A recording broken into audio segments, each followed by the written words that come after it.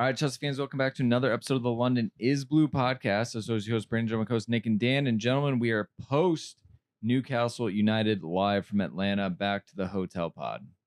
The intimacy in this room right now is really nice. I think we're all enjoying it. Preseason's all about bonding, Nick. That's right. It's all about building the relationships, the foundation for a new season.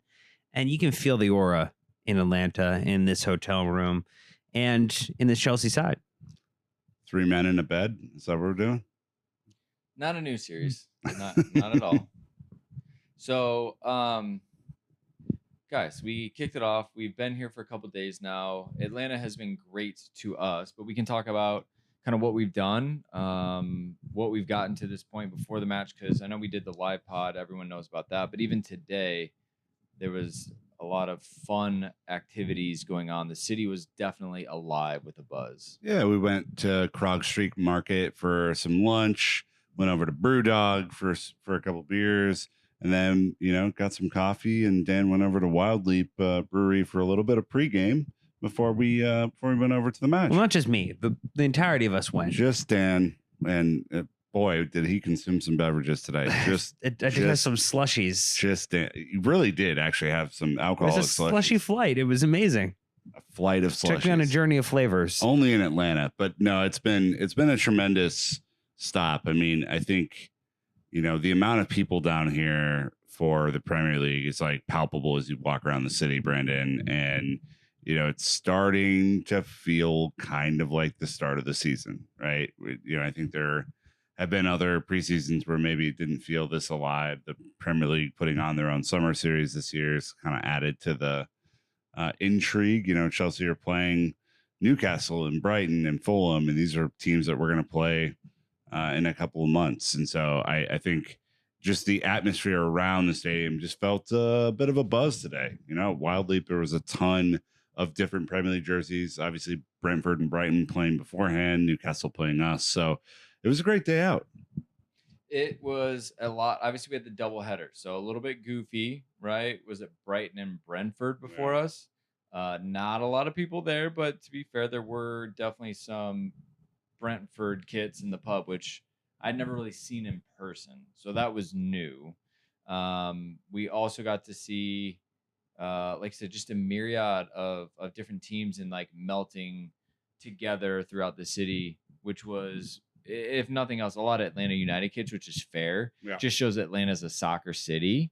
But anyways, it was, all in all, it was a good day with a lot of opportunity. Ishan and I were out kind of doing content in the streets with fans, asking who they're excited about. So a lot of stuff on social media, which will be fun. A lot of firsts for us. So all in all, like, really have enjoyed our time in Atlanta. Huge city, a lot going on just in general. That's the other thing is this city's so big. There's a dozen other things going on, but the Mercedes-Benz Stadium, Dan. Oh, it's delightful. It is definitely top 3 and most likely number 1 in terms of U.S. sporting venues that I have been to. And I can't imagine a bad seat in that stadium. Now, again, it's benefiting from the fact that it's in the South. It was 95 degrees today and extremely high humidity. And it was completely air conditioned. It was a cool environment to be in. The 360 degree video board at the top was amazing. Now, it does have an Oculus that can open up on nicer days or cooler days. That was shut today.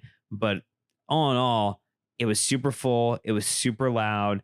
And it looked like everyone was having a good time in the stadium. Yeah, it's a marvel. This stadium is unbelievable. It is incredibly nice. It's built well. Concessions on point. Press box on point. Everything just looks immaculate. And I know I haven't been to SoFi Stadium in Los Angeles quite yet, but it looks absolutely incredible to partake in. And I think we were lucky that we were there for Brandon, the Minneapolis U.S. Bank Stadium opening in 2016, which up until this point was the nicest stadium I had been in from a U.S. perspective. I think this just edges it, and it's largely due to the capacity. It gets loud in there. Like it's not a quiet place. It's not one of these big ass domes that has no character to it. So I can't say enough about what they did at Mercedes-Benz. We heard it was going to be incredible, but holy shit.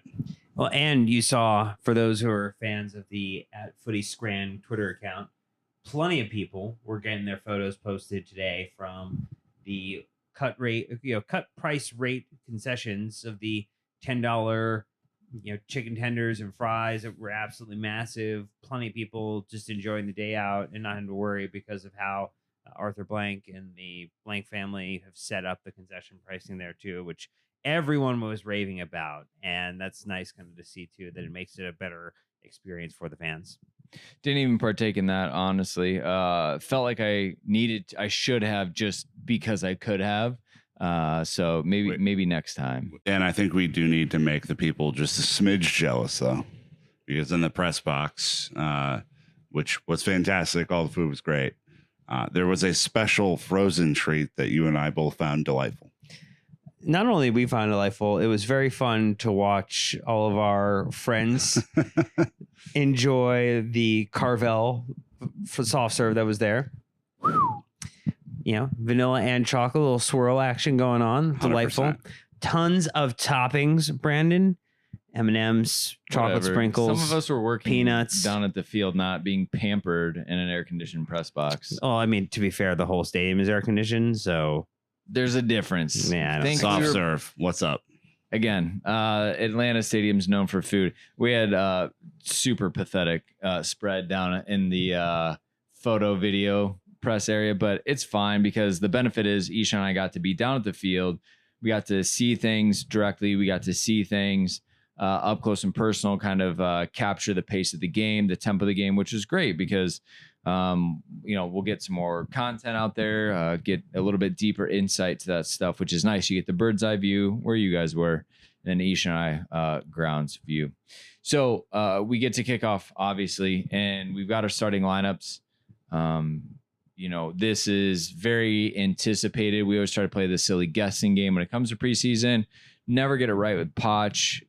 You are starting to see some things, Dan, but there's a lot of rotation even in this team between the starting lineup and with halftime changes. Yeah, so you saw Kepa between the sticks. It was Trev Chalobah and Bashir Humphreys as your center backs, with Reece James and Marco Correa left back and right back. You had Enzo and Cassidy, along with Ian Madsen, Mikhailo Mudryk, and Christopher Nkunku as your attacking three, and then Nico Jackson as your number one up top, or maybe future number 9. No, you should say 43 forever. I think that was Martin Wickham posted. As soon as he switches to 9, he's going to stop scoring. So Nico Jackson, number 43, and number 1 in our hearts right now. And you saw 2 halftime subs of Conor Gallagher coming on the 45th minute, along with Raheem Sterling. You saw some subs later in the 65th minute, Andre Santos and Carney Chukwuemeka coming on. And then you saw Diego Moreira, and Mason Burstow coming on as well. Ben Chilwell, Malagusto also made an appearance too. So again, lots of changes. The benefit of preseason, getting an opportunity to run out multiple players, getting them 30 minutes or so, 20 minutes or so, really evaluating. And I think it's starting to set the stage for who likely is on their way out. I mean, maybe there. So that's the post-match quote. So let's just stick to the lineup in terms of performances, because the first half was very different from the second half. The first half actually had excitement and things to react to, whereas the second half didn't so much, which I would say is this attacking 4 up top. There was a lot of movement. There was a lot of playing the ball into space. There was a lot of pressure from the front as well. that we didn't see in the second half. So clearly there's something between these four. Nick, everyone wanted to see Nicolas Jackson, Christopher Nkunku. We got to see it. Yeah, and it was great. I think in particular, let's just take Nico off the board for the trending up. I think we would have all had him on our list. Nico Jackson was extraordinary in the first half. Only played the first half, but movement, dynamic, dribbling, great. Scoring a one-touch finish, phenomenal.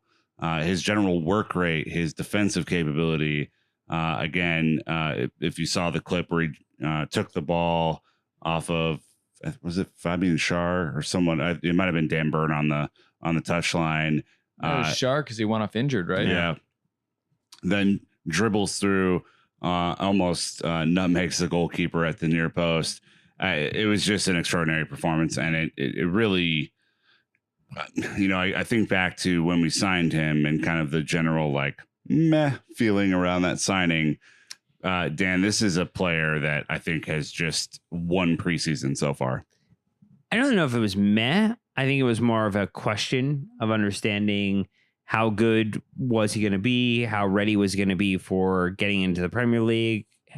Was his short run near the tail end of last season enough data points to say that he was going to be the guy for Chelsea? We saw the quotes he had come out before the match talking about wanting to be not just as good as Drogba, but better than Drogba, better than other players. Ballsy, man. It's ballsy to say. And he looks the part. There was the momentary thought that maybe he was injured a little bit. There was a bit of a collision there, a foul that wasn't a foul apparently. And, he definitely looks very, very sharp. I think if you're talking about other people who are on the up, you can play him left wing. You can play him right wing. You could play him as a left back, but you don't choose to do that. Ian Motson, he's here, he's there, he's every fucking where. And I don't care where you play him, but he is making it very, very clear that he is going to stay in this side, that Chelsea have an absolute player here that can cover a multitude of different positions, is really, really interesting. Set up Jackson for the goal that he had. I'm just excited that we might be really getting an opportunity, Brandon, to have him stick around because of how this preseason's went. Pochettino as well. Everyone's high on him. He has to figure out left back. I've been preaching that all preseason. This is another year with too many left backs. This has been our problem for 4 years now. It's a blessing, right? If you've got Ian Motson back, you've got Cucurella, you've got Chilwell. Chilwell's phenomenal. You've got, Lewis Hall, who's more than capable as well. Now you have to manage everyone's situations. You essentially need two. You got four. Lewis Hall hasn't really played, as you would imagine. So the weird thing is Motson hasn't played left back yet. If he doesn't play left back in DC, and if he somehow doesn't make the final 22-man roster, I'm gonna be really confused and slightly annoyed for obvious reasons. He's been really good. I mean, again, we talk about the preseason as can you take your opportunity, right? And he definitely has. I mean, there's no doubt in my mind that, if it wasn't for Nicolas Jackson and everything that he's doing, that Motson would be my player of the preseason so far. And it's a really, really extraordinary thing to think that he's not in a kind of familiar position, Dan, but he's still contributing. Well, when you talk about players who are up and down, so whose stock's on the rise, we talk about Nico Jackson, we talk about Ian Motson. Ian Motson, he benefited from having Reece James playing on his side. You look at the opposite side, people were wondering or questioning, hey, Mudryk looked a little quiet this game, didn't look necessarily as involved. He had a couple of good runs. It felt like we maybe should have seen more of him in terms of total minutes in this game. But the left-hand side, particularly with Cucurella back there, just wasn't as strong on the day. No. And maybe not as ready, Brandon, for, really necessarily Cucurella is showing why Ben Chilwell is the number one in this system as a left back. Not, we're not trending down yet, Dan. Come on. So trending up. Nick, you're trending up. If I were to pick one that hasn't been said yet, I mean, to me, I really think that Malo Gusto in the second half, even on limited minutes, right, came out and performed again. Yeah, I'm really surprised at how physical he is. And again, he had a different sort of challenge today than he did against Matoma, right? He was kind of dealing with Joel Linton for a little bit, which is it's a big bruiser of a dude who obviously is not the kind of shifty or quick guy. And then he had a number of subs to deal with in the second half, and like how accomplished he is. You know, one thing that we noticed from the press box is when he has a player driving at him and there's a runner going behind to kind of make that kind of overlap or underlap, he always knows like where he's pointing to so that the person kind of follows that runner, because he's not going to, right? He's locked in front of him. And I think it just shows some maturity that for a 19, 20-year-old that I did not expect for him to have. You know, I think he is probably going to push Reese at the start of the season. And that's not something I say lightly because he has not had many flaws in this game to this point. So, I mean, those three, I think, have been, at least to me, the standouts so far. 20 years young, Malo Gusto. My trending upwards, I think I have, you know, it even has to be Mudryk as well. I mean, there was a big drop off in the second half without him. He's been a part of a lot of good things. And you talk about how Nico Jackson step overs, feints, go to goal. Mudryk's the same thing. He created at the end line. He absolutely embarrassed. I don't know if it was Botman or who was back there. He put someone on skates and then beat him again. He cut in. He had a good shot. It wasn't that far wide off the post from what I could see. But I was looking at him in the warm-ups. I had to have head on a swivel. They were shooting at the second goal. And like that's where I was. I was like adjacent to it. Mudryk was dialed in on the shooting in pre-match. And for him to have the confidence to either set players up, but then also take that shot himself, I think it's showing that he's able to do multiple things. And he's not the just boot it and run after it and hope you get a one-on-one. He's creating things from a standstill. And that's special.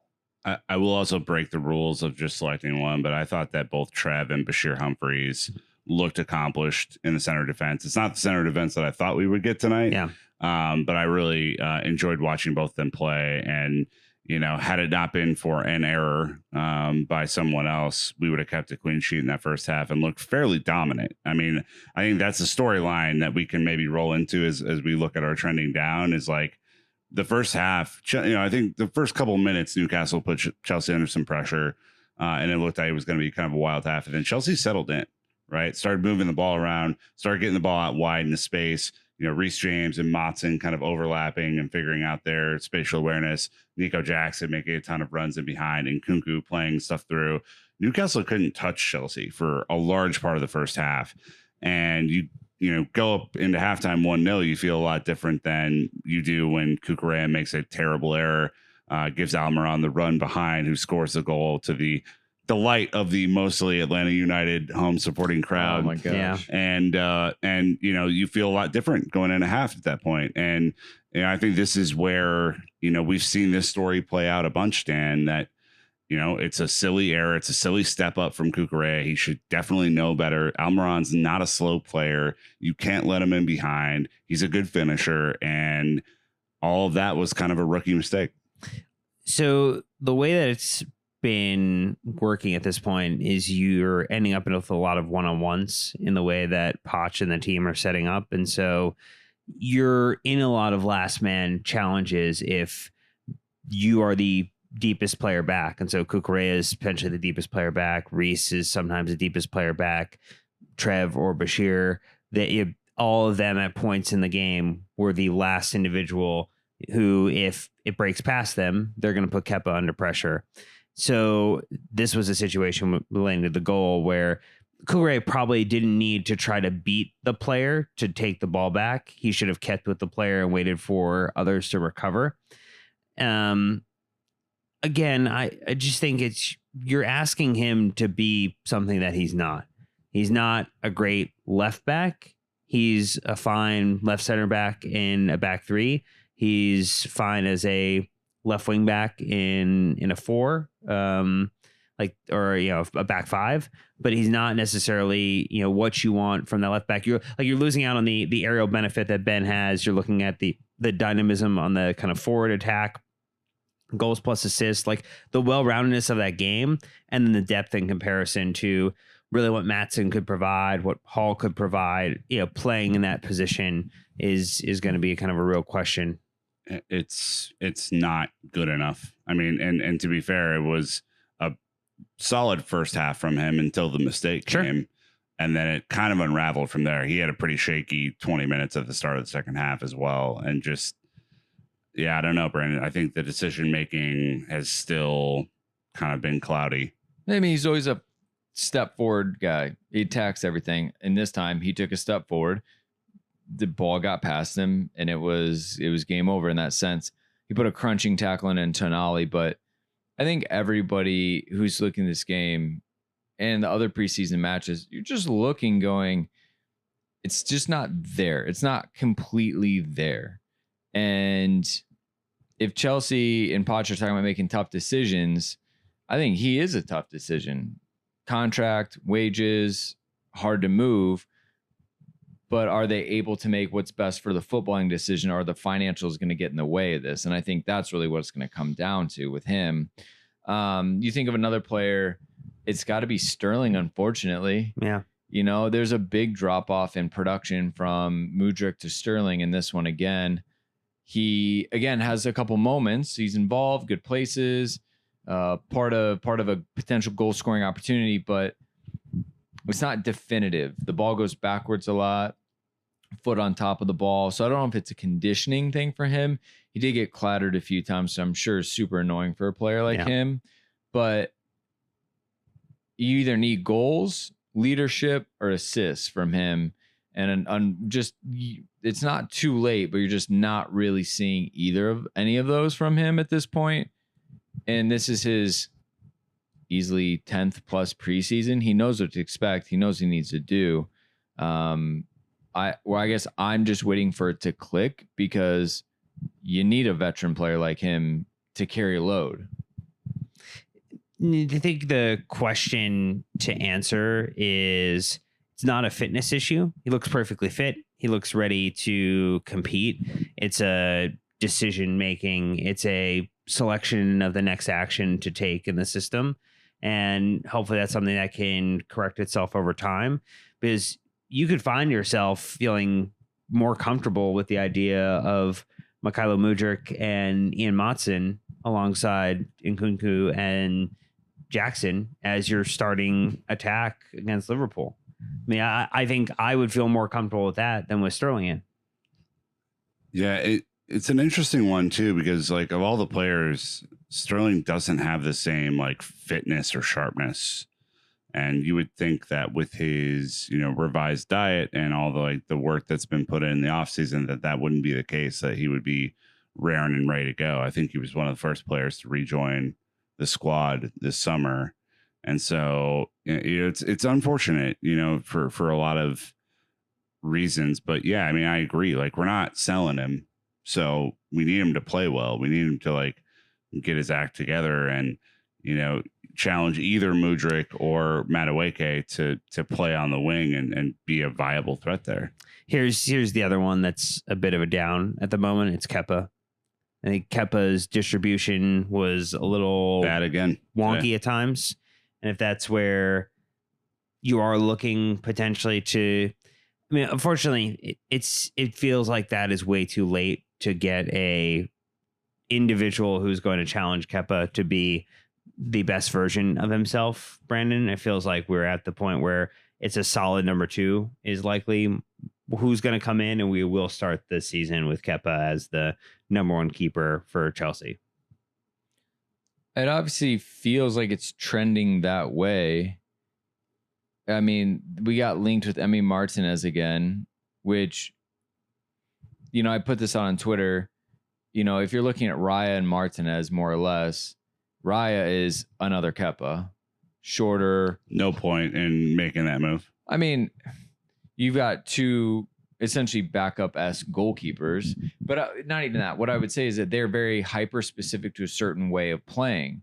I don't think Poch is married to a way of playing. He's more pragmatic, but like he's not like a Maurizio Sarri or Conte where like it will be a 4-3-3 or it will be a back three.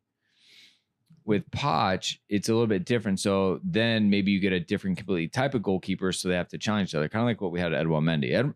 Mendy and Kepa were opposites in every sense of the word, but yet they're both successful in their own rights. So that's where I was like, oh, you know, if Emi Martinez, you should at least ask Villa and like temp check them and see, because he could be a backup. He's going to hold value, and he give you something different, very different from Kepa. But who knows what the multitude of goalkeeper coaches, 3 that we have, and what they want out of this group. It's also really interesting that we haven't seen Gaga Slonina one time this preseason. You assume Chicago, but To be fair, he just joined up. I mean, he got in a little bit later because he's fine. He's a goalkeeper. I know, but he's still. not. His legs aren't tired. Trust me. If he could, he would. But they're all in on Kepa right now. He's getting all the minutes, soaking it up. That's what I'm saying. It's just a little surprising. Mendy played essentially all the minutes after the first game last preseason too, right? And it's just once you get your starter, you just try to get him as many minutes, which I'm surprised other Premier League teams aren't playing their starters. Pope did get 45 minutes today. But, you know, it's an area of concern. A lot of people that we talked to on the concourse today saying need a goalkeeper. That's a concern for them, and they're not wrong. But again, financials might get in the way of what's best for the football side of this. So, but I think, yeah, between those are 3 very fair downward trends that it's not like rude of us to say that. I think you look at the game, right? You know, this was the test that Chelsea had in preseason, right? Brighton, we don't know what Brighton's going to be this year. You know, they were good last year, but Newcastle finished in the top 4. Newcastle is the team that has a ton of investment from PIF. They're adding new players all the time. And, you know, if Chelsea want to be in the top 4 discussion, Dan, this is a team that we're going to have to beat to get there. Sure. I think that Chelsea on the whole played better than Newcastle today.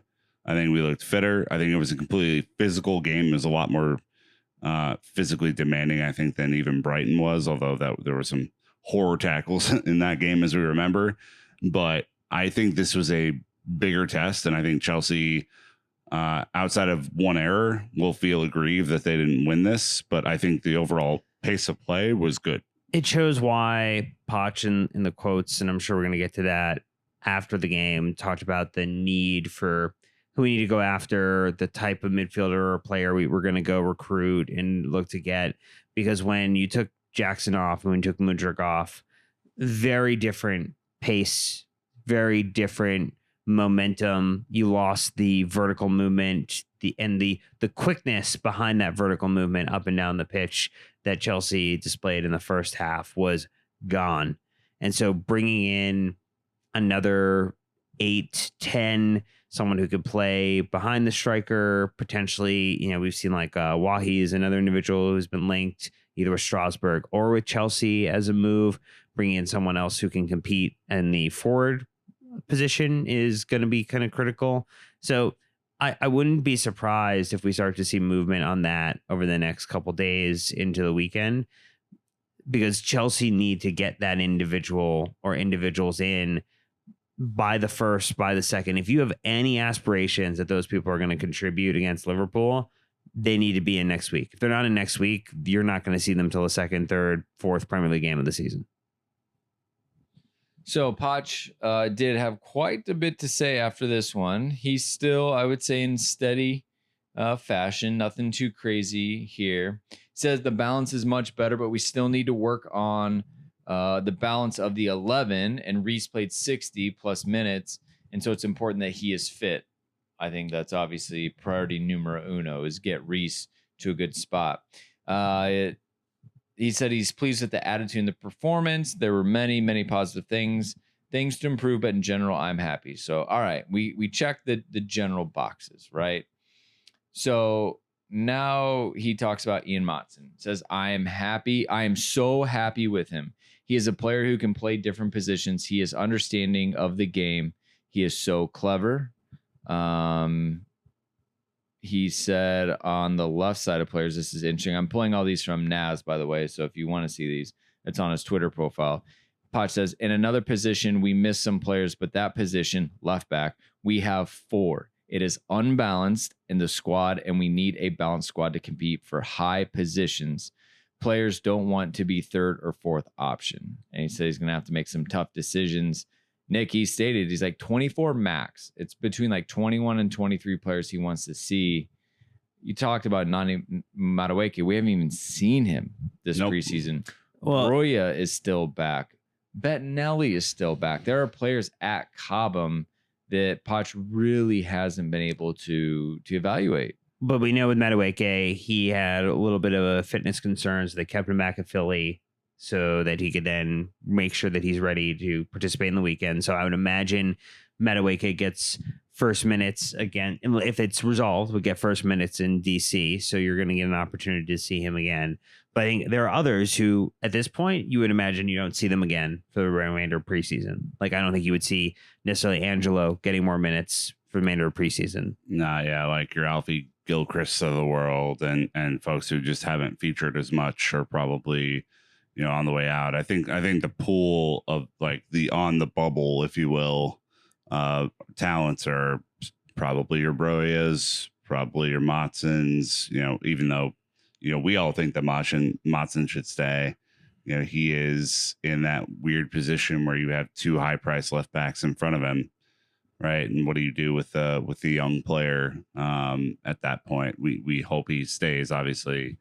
But yeah, it's a cluster. I mean, we read the reports yesterday on the live pod about Trev Chalobah, and the nonsense with bringing Gurhey over. If you're going to sell Chalobah, it doesn't make any fucking sense, by the way. It's just a random thing. We told your mom that you would not curse on this podcast anymore. I don't know if she's listening to this episode, Dan, but look, it's a clusterfuck. There are players that we think should stay. There are players that will almost certainly be sold against, our own personal wishes, which is fine. And I bet there's some heartache to come. That's kind of the way that, this is going to go. And we know that, the board values young players oftentimes for the profit. So, well, let's go ahead and what a potential slim down roster could be. So you're going to have Kepa and Bettinelli and insert ideally a young English homegrown goalkeeper to fill that slot, right? Which might actually be a little bit tougher if it's not Jamie Cumming, because I don't know how many other Jamie English Cumming is probably the third one. Right back, Reece Jameson, Malagusto. Yep. That's locked. Feels right. Center back, you've got Levi Colwell, Thiago Silva, Benoit Badiashile, and as of now, Trevo Chalobah, with the potential that he might be out. Yep. So you kind of have now in a yellow circled Trevo's name as a maybe. For center mids, you've got Enzo, you've got Santos, Chukwuemeka, Conor Gallagher, who's a maybe, and you definitely have a gap. I don't think you keep Santos and Casadei. No. And Santos is far more ready at this point to be a part of the squad. And even hearing that Enzo experience, let's say you get Caicedo, young, but proven in the Premier League. And then hopefully you keep Gallagher, Santos, Chukwuemeka. That's still a bit light. You've essentially probably going to have Santos and Chukwuemeka as your 2 bench players. And that's it. Yeah, it'll be interesting to see what actually happens there, because if you're playing a 2 and you're trying to bring more attackers in at 4 to 5 midfielders, you're probably fine. But the question is going to be with Santos, could you get him 3,500 minutes on loan this season versus potentially getting him 1,000 to 1,200 minutes? And what's better for his development? And maybe that's where something like where Chukwuemeka, it makes more sense to keep him if you feel like you have a better understanding of like where he's at developmentally with it. Like, again, these are a lot of the tough decisions. I don't know what's right or wrong yet. We're going to do our final episodes, 2 more preseason matches is left to make that decision. But ultimately, these are the examples of the type of decisions that the sporting directors, the manager, and the board are going to have to make. Well, and Chukwuemeka to me feels more of like a cam, which is another position. So maybe you're even down to 4 center mids. But again, if it's 2 positions, I think so. I don't think. I know that he can play back there. I just don't think that's what Poch wants him to do. Yeah. All right. So if you get to the cam, you've got Nkunku, again, Chukwuemeka, Gallagher potentially. So you've got 3. There's rumors of that Kudus. Mm-hmm. Mohamed Kudus, yes, potentially could go there. So then you would have 4 players with some overlap between center mid and cam, mainly Gallagher and Chukwuemeka. So you probably have 2 if you bring in a third. Right wing, Sterling, Madueke. That's it. Left mid, Mudryk, Matson. I mean, I don't know where you want to throw him in. Are we really going to have 3 left backs? Chilwell, Cucurella, Matson. I didn't even go through those. I skipped, but it's like he's flexible. He's versatile. Yeah. I don't know what to think of that. But if you take him out, you've got Mudryk, Sterling, Madueke as your wingers. Like, that's it. 3 for 4 positions. We used to have way too many wide attacking players. So now all of a sudden I'm like, maybe we do need that wide attacker, Olise or Kudus, whoever can cover some depth. We're down to 3. This is why squad building is difficult. We've trimmed a lot. Up top, you got Nico Jackson, and Nkunku can play there. Broya. So Maybe. really Jackson and Broya potentially, just the 2 up top. It's tricky to say the least, but there are glaring gaps in this squad, no doubt. It feels as if Poch has done a lot of work to move Chelsea down the line and get a lot of people who at the end of last season were off the train and not motivated, not excited. He's won over people. He's gotten the squad playing well. He's put them in a position to feel like they're competitive and can be competitive from the start of the season. Yeah. And now the responsibility is on the sporting directors and the organization to go out and move warp speed over the next week to 2 weeks and get him the last little bits of this stuff done, which is bringing in the necessary players, getting out the others remaining that need to be removed or put on a good loan, and get us ready for the first game of the Premier League season. Yeah, you've likely seen enough in preseason to start making some of those calls at this point. And I think for those who haven't played, that's probably a sign that they're not going to be sticking around that much. Outside of injury, of course. So yeah, it's go time, and it's especially go time with purchasing. Like, you've sold a bunch of people this year. You have a couple more to go, but like shit or get off the pot on Caicedo. Like, make a move or don't. You've still got Lukaku. You still got Ziyech. You still got Malang Sarr. That's Strasbourg's Malang Sarr to you. It very well could be. And that'll be interesting if there's a bit of a quote unquote dumping ground of excess players there. I'm those are the 3 big ones that stand out to me. And I look at this squad. You assume that Moreira is going to go on loan somewhere. There's no doubt about that. Angelo, Yep. Same thing. The rest of the squad is kind of there. We still need additions, which is a bummer at this point. It isn't kind of funny. We had such a big bloated squad, but you did get rid of, minus Lukaku and Ziyech, 2 players who don't really want to be at Chelsea. They're the ones we still need to sort and go from there. Yeah, and it's not to say that the club haven't done a good job with getting players out to get us to where we are right now. And it's just minor work that needs to be done, but it's important work. I think it's major work that needs to be done. And it's Lukaku, major work. It makes himself he doesn't allow himself to be minor anything. It's major work because the one guy that you should have been able to get based on relationships is not happening, it feels like. And if it's not him, there aren't a ton of just world-class midfielders out there to go get. So then you're looking at addition by multiple players probably to fill a hole that is there. And, who knows what that looks like. Not I.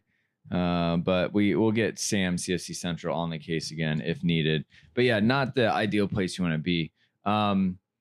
overall preseason season, I would say, is moving in a very specific direction. The minutes I'm not confused by. There seems to be intent. Ian Matson is the only one that I'm confused by, that he's not getting a chance to play left back. But other than that, I feel like Poch has grabbed this ship, put it on the path he wants, and that's it. No discussion. And he's seen the quotes we're getting, the smiles afterwards.